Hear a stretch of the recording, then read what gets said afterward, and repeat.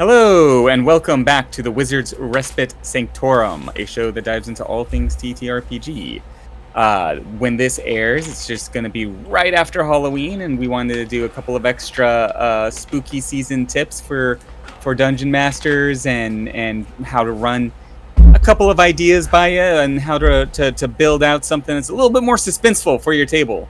But as always, I'm not alone. I'm here with Zachariah, Old Man Gaming. Zach. Hi, everybody. How's everybody doing today? I am doing good, and I'm very excited. It's Halloween, and when this airs, it's going to be right after Halloween. Halloween is my favorite holiday. Has been since I was a kid, and I'm stoked. I am ready. Well, congratulations on your favorite holiday coming. Halloween is not my favorite holiday. However, my favorite holiday, in case everybody's wondering, Thanksgiving. And if anybody's ever seen me stand up on camera, they know why. But yeah, spooky season episode sounds interesting. Interesting indeed. So where do you want to start there, Wiz? Well, let's kind of get a general idea, and then jump into some tips and some ideas. Like, what makes a good spooky RPG game session? What can you do to really elevate the fear factor, so to speak? And what does it even really look like in an RPG? You have movies or even video games or something. Your brain can automatically really easily click over to like a horror flick or a horror video game like Silent Hill, one of my absolute favorite video games. But what does that mean when you try to translate that to a table with a bunch of people sitting around it, and how do you help build that suspense and that anxiety? Well, that's a good place to start. Yeah. So for me, I think it all starts with setting the tone, right away. If at all possible, setting it up, obviously, end the night, dark hours. Not everybody's schedules permit, but if you can get that creepy ambiance a little bit. It is a weird idea to play a horror game at 9 a.m. or something. Yeah, it's not going to be conducive to have too much horror with your cup of joe, No. And I do want to go ahead and shout out to everybody. Be careful if you're setting up cameras. Don't burn your house down, or candles. Don't burn your house down. I was about to say, what kind of cameras are you using? Not that kind of horror game. Old flashbulb cameras. And it depends. You don't have to just do it like super ham it up for spooky Halloween style one shots. You can run a suspenseful game during the middle of the year because the story, the narrative sort of directs you towards that. Maybe the adventurers are finally going to the big bad, who happens to be, a lich or whatever. Yeah. This kind of suspense and horror can still work for that kind of stuff. It can take place any point in time in any game. I mean, and it's just like, fantasy games are just like fantasy books. Sometimes they're dark fantasy and they get a little spooky. It is interesting to me how many times I've noticed myself as a game master accidentally doing horror. You know what I mean? Like, you get those moments where like you design a creature in a situation, and then once you're playing it, you realize just how horrific it can be with the players and the reaction to it. And that's definitely happened to me. It actually happened recently with Astral Drive. I feel like you and Phil Billy's response to going on the first ship, I was like, oh, we're in a horror game right now. I didn't realize we were in a horror game, but now we're in a horror game. I think that the tricky thing about horror games, as far as actually doing them, is like when you're watching a horror movie, horror movies have the luxury of jump scares. Same with video game. They have the luxury of you turn around and something just kind of explodes into your sight line, and that scares you just reactively, because as a human, you react to things just suddenly being in your face. So video games and movies can do that. They can do that jump scare. Personally, I think the jump scare is while it has its place, for sure, I think it is one of the cheapest forms of scares that you can get out there. I mean, because anybody can do it. I can do it to somebody who is expecting it. If I just run up and go, ah, they're gonna jump, you know. Oh yeah. But you can't do that in TTRPGs. So I think that TTRPGs, you have to really go with one of two things, in my opinion. And those things have to be heavily psychological, or you also have to go with this just impending doom feeling. And I don't know. I think that's the hallmark of a good scary game, personally. 100%. And to talk to your point on that statement, you were hit the nail on the head with Astral Drive, referencing when we get onto this spaceship, which is basically a bunch of spaceships all tied together by this supernatural sort of hive mind in deep dark space. That is 100% classic space horror right there. Those pod doors open, the air pod or airlock. Thank you. You can tell you're a fantasy guy. Those airlock doors open, and the very first thing that popped in my head, visually, like speaking, was Event Horizon. Classic space horror movie, late 90s, I believe. Yeah, late 90s. Horrifying movie. Absolutely one terrifying. of my biggest regrets to watch that movie. Not gonna lie, stuck with me eternally. That still is in the back of my mind. I finished watching that. I was like, I will never be the same from that again. Did you see it at the when it came out? I saw it on. No, I didn't see it in theater. I wouldn't be here. I would have died. I'm not a guy who likes scares, so that's just not my bag. But I saw it on. I want to say like rented it or something, and it was woof. No, thank you. Yeah, and actually, this is actually I think kind of that movie actually kind of encapsulates a lot of what you had just said about how to build suspense and how to have a psychological like pressure building in that movie. And it came out in the 90s. If you haven't seen it, spoiler, really you already should have seen it. It came out like two decades ago. Yeah, you can't spoil that one.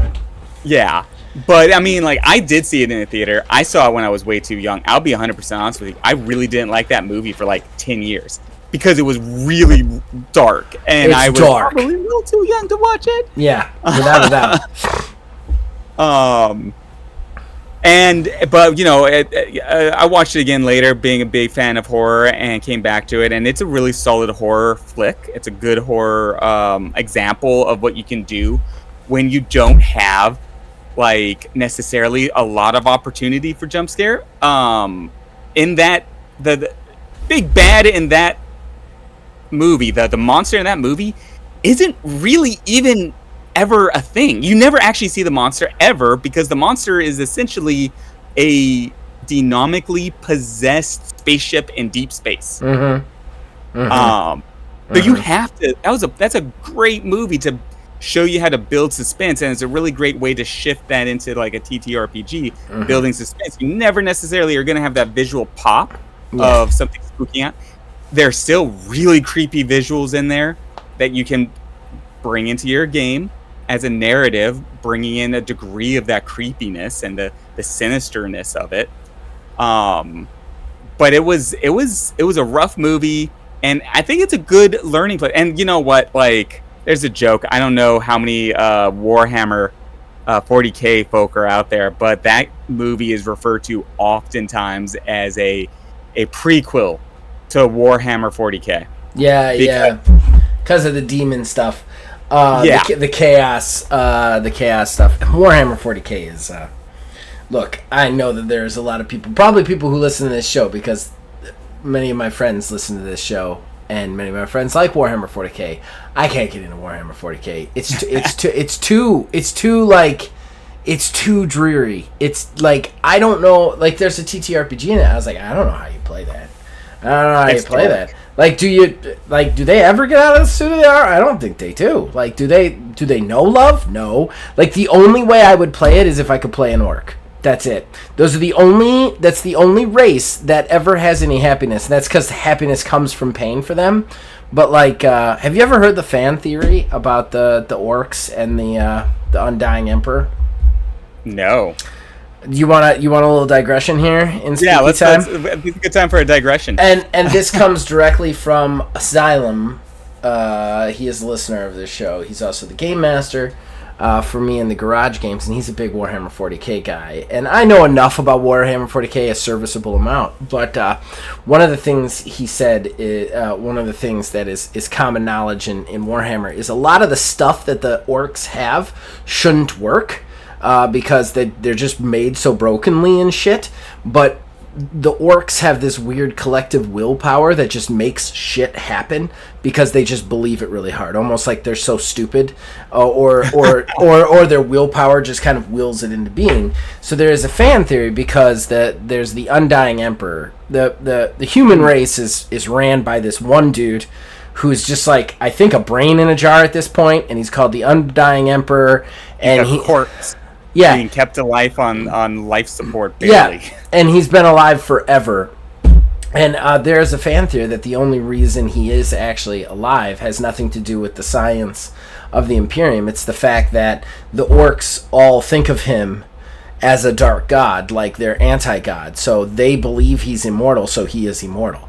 Like, there's this weird fan theory that, like, he only lives because the orcs believe in him, basically. He's kind of their boogeyman, so yeah. they keep him alive. So they keep him alive with their willpower. So the only ones that I'm interested in any way, shape, or form are the orcs when it comes to that stuff, and nobody like has campaigns for orcs. They only have campaigns for the weird, super hyper religious people, and that's just not fun because I don't really love hyper religious crusading stuff. Like, I gotta be in a mood to want to play a character like that, and let's face it. You can't play anything fun in Warhammer 40k. So, yeah. So, like, I think that, like, it's tricky. It's really tricky with that kind of stuff because you have to have this, like, impending doom, or you have to have this fear of death. And, hold on one second. My mom's in the bathroom. Alright, sorry, everybody. We had to pause for a second. Hashtag dad life. But we're back now. And we're still talking about horror, spooky stuff for the Halloween season. Yeah. And so, like, just jumping right back into horror stuff. Yeah. You know, we were talking a little bit about Warhammer 40k and then the horrifying movie Event Horizon. But the moment when you describe this in this game, Astral Drive, the doors opening and we're in this like weird spaceship where there are these zombie things that are just standing there, dead, frozen, like staring off into nothing with their eyes that are all pitch white and like creepy. It felt so much like Event Horizon. It was the tone. It was just nothing had happened. We just opened some doors. Technically speaking, you know, it could be the same thing as just going over to a friend's house and everybody's playing a weird ass game of freeze tag. But no, this was scary. This was like, oh crap, what are we doing in this place? Can we just turn around and go back now? And it was just a few minutes, just that little bit of tone really makes a difference, and it sets you up for a very good TTRPG. So if you can, I would say, you know, setting up for tone, for me, think of things that are very visually easy to describe, and something that has probably scared you, you know, if you just need a back pocket thing from a movie, from a video game, and if you don't have one of those right away, just something like generally eerie, like something an empty space with a little bit of writing on the wall, or just one guy standing in the corner talking to himself, whatever. If I can throw something out there, lack of information. about whatever it is you're facing. Like the less info you give a player in a situation, I feel like is like the direct result. Like it's just gonna lead to anxiety. Like anxiety upon anxiety when they don't know what they're facing, and it leads into like, for me when I'm creating a monster or an antagonist, I love to create something that has no logical explanation. Because that truly fucks people up. Like, because they have to, like, what do you mean it does this? And then you have to kind of go, I mean, and don't make it, like, broken or anything. It's got to have its own set of rules. But, like, something that just defies, like logic, things that mystify your players or that they don't understand is going to cause that, like, fear reaction, I guess. Absolutely. That's I mean, kind of the quintessential cornerstone of a horror movie, particularly if there's a monster involved. Don't show it until the very, very end, if at all. The guy in the rubber suit in movies can make his ugly appearance in your RPGs as well. Mm-hmm. And that, right, what you said, like, just not being able to see it right off the bat. And to that point, I would also say, when you're trying to craft something that is not like a hint or creating that feel that doesn't make sense, it doesn't have that logical, like, formulation that, your players are going to look at and be like, what the hell is this? Like you said, less is more. And also just like little tidbits left here and there to start with that you can build upon, like little clues. Think of them as breadcrumbs, a little bloody trail, Yeah. Maybe a little bit later on down the line, but, still a bloody trail could work. You walk into a kitchen and there's a bunch of food everywhere. Somebody made a bunch of food and it's all moldy. Yeah. How long has it been there? Or maybe it's all fresh. Yeah. Why is it fresh? Where did these people go? They start asking themselves questions and they're going to start telling themselves stories. Yeah. And that is when you start getting the layers of fear. Yeah. And you put another question in their mind a little bit later. Okay, so they walked in, there's all this food here. Why did they leave it? Where did they go? What happened? A little bit later, there's a TV running, and right when they walk past it, it turns itself off. Yeah. What was on that TV? What was playing? It just those little things kind of keep them questioning, keep them asking. Yeah, I agree. I think that and my head just keeps going back to it because it's fresh. But like when I was doing Astral Drive and we went onto the ship, I made sure to have one of the weird Scalara zombies just sitting at a table staring at a cup for no reason. And like that's one of the things that, like, if you just put that in there. Why is he staring at the cup? Why is he sitting there? Like, stuff like that. Like, well, what reason is that happening? I love that. When I play video games and I play zombie games, one of the zombie games I play that I love quite a bit is State of Decay 2. Won't go too in depth because this isn't a video game show, but one of the things that if you just watch the zombies doing stuff and don't kill them or whatever, and they don't see you, every once in a while they'll just drop to the ground and start digging.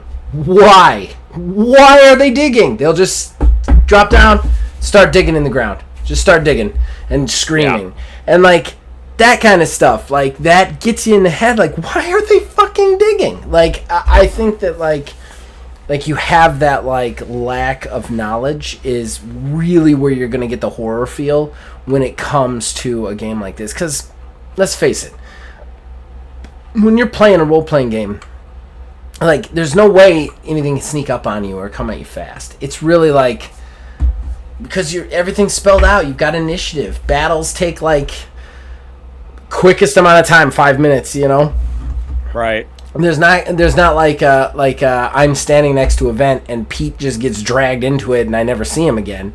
Like, no, that thing has to roll initiative on Pete, and Pete needs to fail some stealth checks, and then he needs to fail his constitution check to not catch the edge. You know what I mean? So there's a lot of stuff happening in that moment, but it's the real thing that's going to get the fear going in that situation is what is grabbing Pete? And that's what you need to like capitalize on in the role playing games, which has always been interesting to me. I'm not a big horror guy, even though I have written a horror game. I'm not a big horror guy, but I think it is an interesting prospect to do it in role playing games, because role playing games are so methodical. You know, they're so much less chaotic than a movie or a show or a video game. They're so methodical. Everything about them is thought about for a lot of time, whether you're a player or a game master.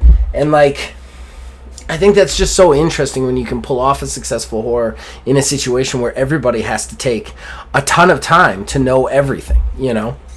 Yeah. And, you know, to expand on that and a little, I got 2 points that are really relevant to that statement. Because the first one is different types of horror, you know, not as a genre that you would see in films, TV shows, books, movies, all of them. Subgenres. And the psychological horror is exactly what you're talking about. You know, like you get this growing feeling of suspense, not from jump scares or anything else. Things are spelled out. They're spelled out slowly. You know, you progress through the clue step by step. And as you progress, things get more and more ominous, more and more dark. And you get this creeping feeling. But that's a suspense style horror. And you can have that with monsters. You can have that with, you know, serial killers, and I mean anything. Like human beings are some of the most horrifying things you can think of in any, you know, sort of setting. It's a kind of a joke in the Walking Dead. The zombies aren't really that scary. It's the other people that are scary. You know. Yeah.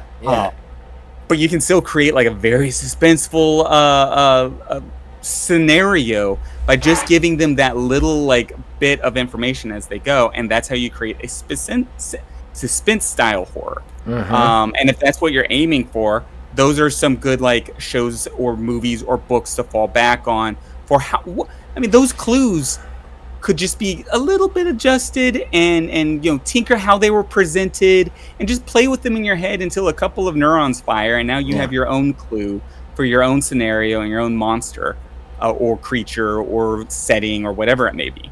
Yeah. I mean, those are really good ones. I mean, that one was really good. Yeah. The other thing that I think helps with the high energy scenes, there are two tools that I think can be very effective for those. It's not a jump scare because again, you can't really like, boo, you know, like and get the guys. Right. But you do sometimes want that high paced tension. And a lot of RPGs, whether it be a horror or a fantasy or a sci-fi, will have certain mechanics for insta-death. I'm not saying that you go and insta-death your players, TPK them straight off the bat, but exposing them to the fact that there is an insta-death. What's that? That's a horror game. Yeah, no. But I mean, like, think about it though. You're on a ship or in a castle or whatever, and you find molten lava or a radioactive core. Your players will get some kind of information, sensory or otherwise, maybe a data sheet if it's on a spaceship, whatever. Don't go jump in the lava. Don't go stick your head in the tachyon core for the spaceship, you know? Yeah.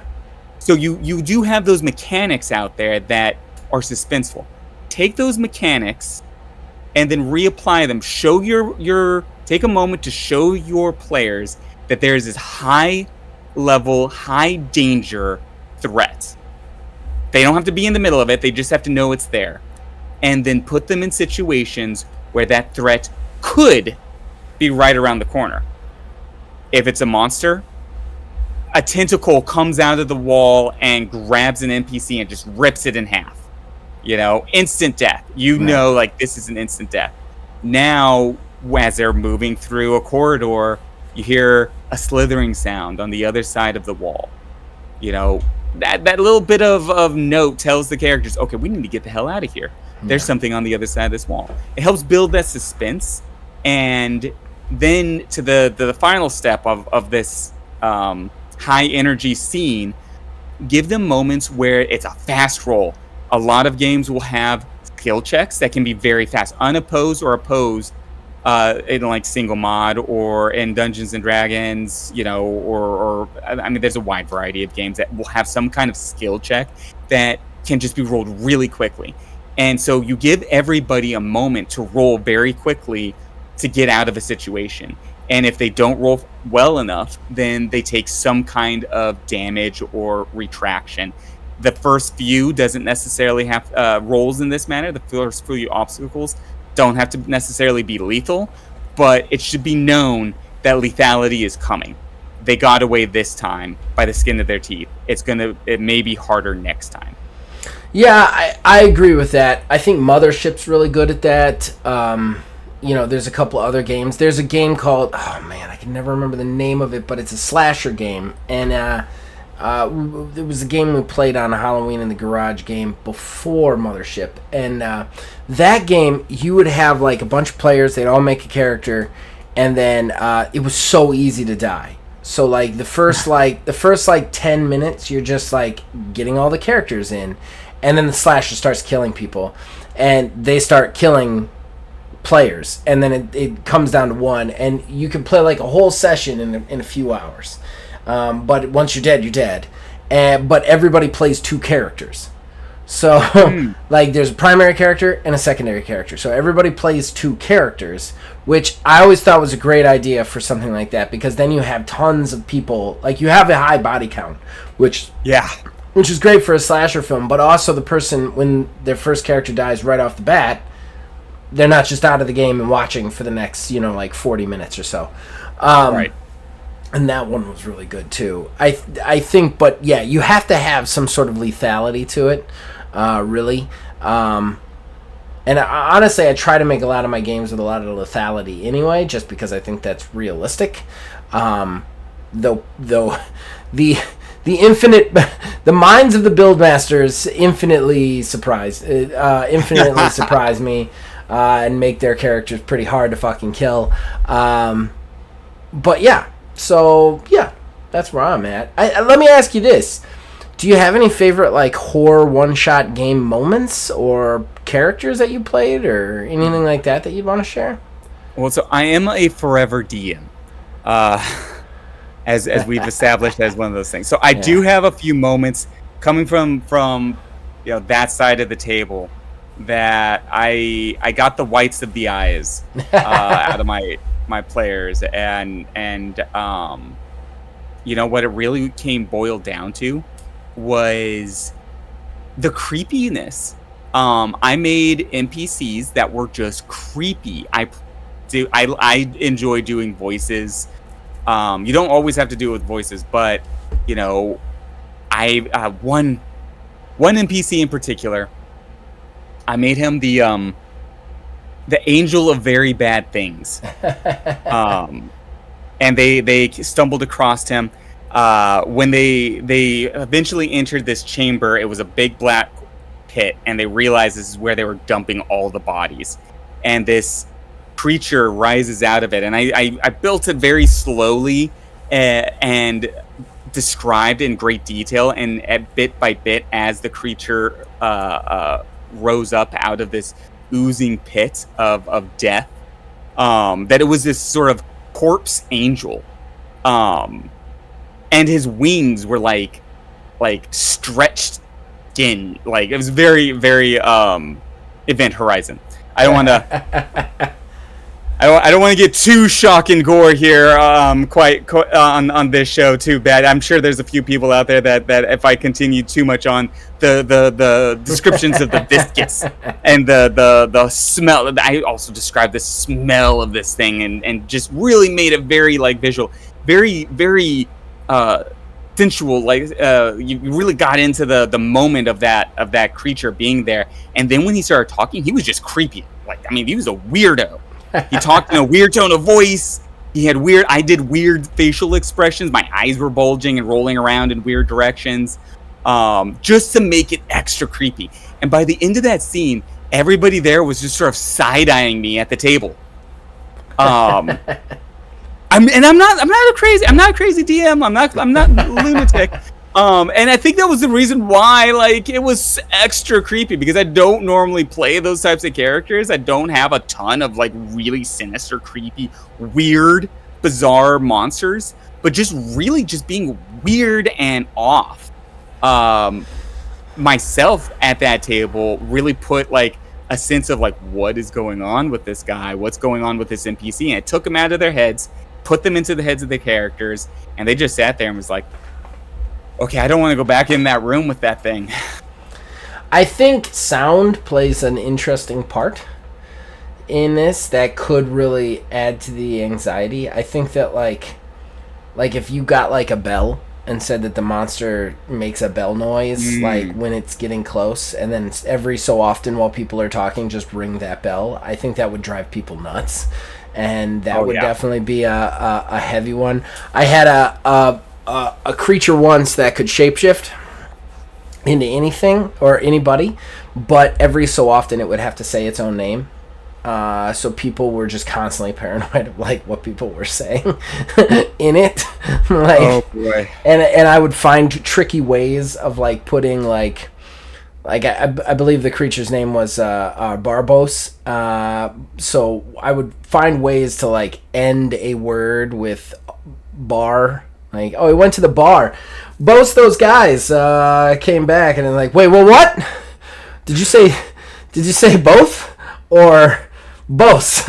Like, what? When did we meet you? You know, stuff like that. I think can be really good. I actually have some player moments that were interesting to me. I had one in Mothership. My character died finally. I'm sorry for your loss. I'm sure you were expecting it from Mothership. Yeah, I was actually surprised at how long he survived, because he was a real loner kind of guy, and ended up getting into a scrap with an AI, and it was actually a really good death, in my opinion, because he was trying to find a way to... he just realized he was in a no-go situation, basically, that, like, we weren't getting off the station. So he's like, well, I'll take out this AI. So he goes after the AI, and there's, like, a gauntlet to get to the AI, and he fails. Like, he gets covered in acid, somehow survives, but he's bleeding out, so he has, like, 5 turns before he's dead, and nobody can help him because he's locked on the other side of a door because he was the one investigating the AI sort of thing. And he gets into a control chamber, and he goes to... He's like, do I see any way to turn him off? And I could tell that the AI was getting upset, and the player was like, no. Or the game master was like, no. Really, I should have asked for a check. I assumed that I'd get a check once I, said, if I assumed by me saying, hey, do I see any way to turn it off? He'd be like, hey, make this roll. But he didn't. He just said no. It later said that if I had asked for a roll, I would have been fine, which I didn't really feel like there was a precedent for. But, so I just went ham on the control panel, and then the AI basically was like, you've kept me alive. Nobody can turn me off now because you broke the control chamber. So I gave him the middle finger and died. But it was very horror-y ending, Oh, yeah. And he kind of went all the way to the end, and I liked that about him. I also had a more comedical one. We were playing the slasher game and being hunted by a werewolf. And I was playing this guy. I wanted to do like a Flula German accent. I don't know if you know who Flula is. I don't know if I could do the accent. I don't know. I'll probably offend people, but he's just this traveling homeless guitarist. It talks like this. It's very wonderful. Yes, I like America. That kind of a guy. Yeah. And he became kind of legendary because, this was just in the moment for me, but like the werewolf would jump in to attack, and everybody would run, and he didn't know what else to do, so he would just start singing a song. So like it panics. Like the werewolf comes in, and I'm just like, she took my life and she took it down. It took me life and it took it out. And I saw my reflection in a snow-covered hill. Like that. Oh Um, my god. dance, magic, Joe. Just like half crying every time. He survived. He actually lived through the slasher film. He was one of the survivors. He locked himself in a refrigerator to do so, but he did survive. He came in contact with him 3 times. I had to keep coming up with new songs in the moment. It was like once it happened once, it was like I got to do it every time. So I am dancing with myself. Oh. Oh god, that's awesome. That is perfect. And you know what? Like that is actually like kind of that would fit in a horror. Both of those really would fit in a horror movie. Yeah, they both did. That's why I was pulling them out because I'm like, these are some horror movie moments. Those are horror movie like guy characters. Yeah. You know the goofy guy that gets stoned or whatever that trope. Yeah. The funny one. And the funny one. Yeah. And the other one that I can see being locked in the other side. That one guy. I've seen so many sci-fi horror movies.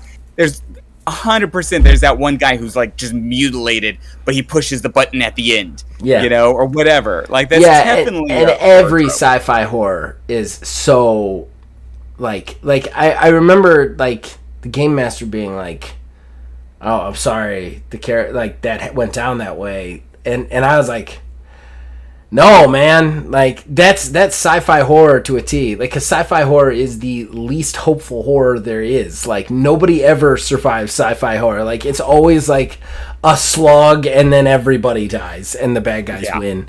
Like if you want a bad guys win genre, look no further than sci-fi horror.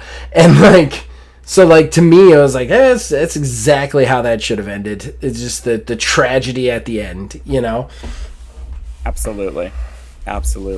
That really does sound like the perfect game, especially like a perfect end to a character for a game like Mothership. Yeah. And I love that. Yeah. I love that singing Hans. Hans was great. They keep asking me to bring him back. I'm like, I don't know if I could give him dimension. Like he was almost played like as a joke. Like he was my secondary. He wasn't even my primary character. My primary character died like 10 minutes in. Like he was supposed to be just like the feeder character, and he's just running around like like he. They keep it like you should bring him back. I'm like, what would I fucking do with him? Like just weird Flula Borg character running around. Like I don't know what I would do with him. So I have no idea. But he was fun in the moment, that's for sure. Yeah, that's awesome. That is awesome. Well, are there any last minute tips that you'd have for game masters, home brewers out there looking to bring a little fear to the table?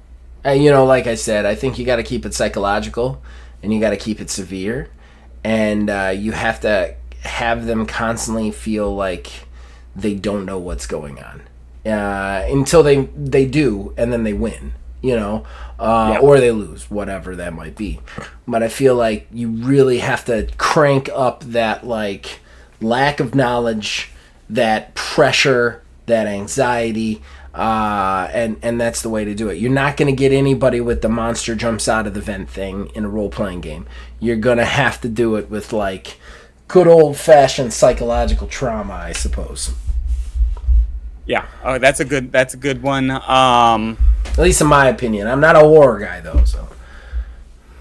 So my last big tip I think is a lot of fun for horror games is a diminishing space or a progression towards a climax. You don't start it at the very beginning. There should be some tipping point somewhere in the middle of the game. Plan out how long your session's going to be. Know when you want to start it. And I would definitely recommend this more for shorter, like single session games. If it's not, then definitely towards the end of maybe a multiple session game. But what it is essentially is, it could be anything. But what it is something that lets your characters know that their options are being narrowed.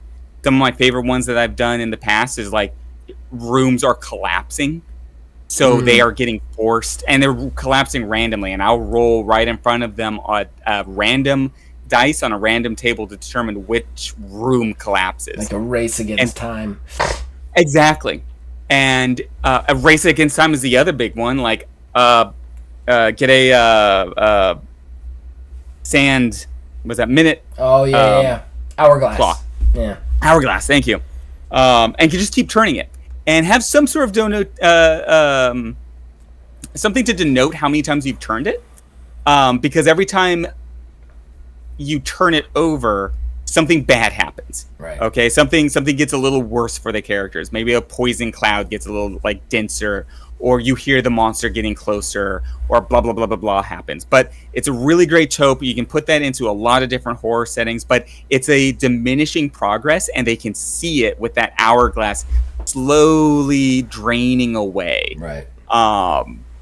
It just that helps with that little bit of added suspense that you were just talking about. You know, it gives it it brings it out of the game a little bit, and it puts it in the room with the player. Yeah. If they can see the progression of, oh crap, this is happening. And if it starts slowly and builds, by the time you get to that climax, and they're just like, okay, what are we gonna do? We only have three of these thingies left that we have to use, and we have to get out of here, or we're all gonna die. And oh shit, is he reaching for the hourglass? How much sand is left in the it gets that momentum going, and they get a little panicked. That it really that would be my tip is some kind of progression that they can see and keep that suspense building for them. Yeah, I think that's a good tip, man. I think all of these have been good tips. I hope you guys have enjoyed them personally. Yeah, and I hope if you haven't already finished your horror game, or you're looking to get into a suspenseful moment later on, everybody out there, help we just pick apart these things, make them your own. Your DMs, your GMs, you already do that. You know how to do that. These are a few things that have really gotten my table going, Zach's table going. Zach has gotten me pretty anxious a couple of times in Astral Drive for sure. Yeah. Well, before we close out of here tonight, Zach, is there anything you want to shout out? Yeah, it's a spooky season, so if you want a new spooky game, go check out Ordo Scriptorium. It is the first official setting for single mod, and if you purchase Ordo Scriptorium, excuse me, if you purchase Ordo Scriptorium, you get a copy of single mod for free. So you get everything you need to play right there in it. And it's a fun game. It's a gothic horror game that takes place in the 1950s and 60s, where you play an author who injects themselves with 19th century author blood to give themselves superpowers to hunt supernatural stalkers. So like Edgar Allan Poe, H.G. Wells, stuff like that. We've got another expansion for that on the way, coming here hopefully before the end of the year. And I also want to point out it's on sale right now. So normally it's $10, but you can pay $6 and get it and single mod all rolled into one, all the way up until I think this Sunday the sale ends, the Halloween sale ends. So please go to itch.io/Axiom Games LLC and pick one up. Yeah, for my last shout out, all of these episodes can be seen at thewizardsrespite.com, website where we dive into all things CTRPG. There, everything we do here is going to be on thewizardsrespite.com. All of the actual plays, Sanctorum, pretty much all of it. We also got RPG shirts, so you can wear your favorite hobby as you play your favorite hobby. And that'll be my shout out for tonight.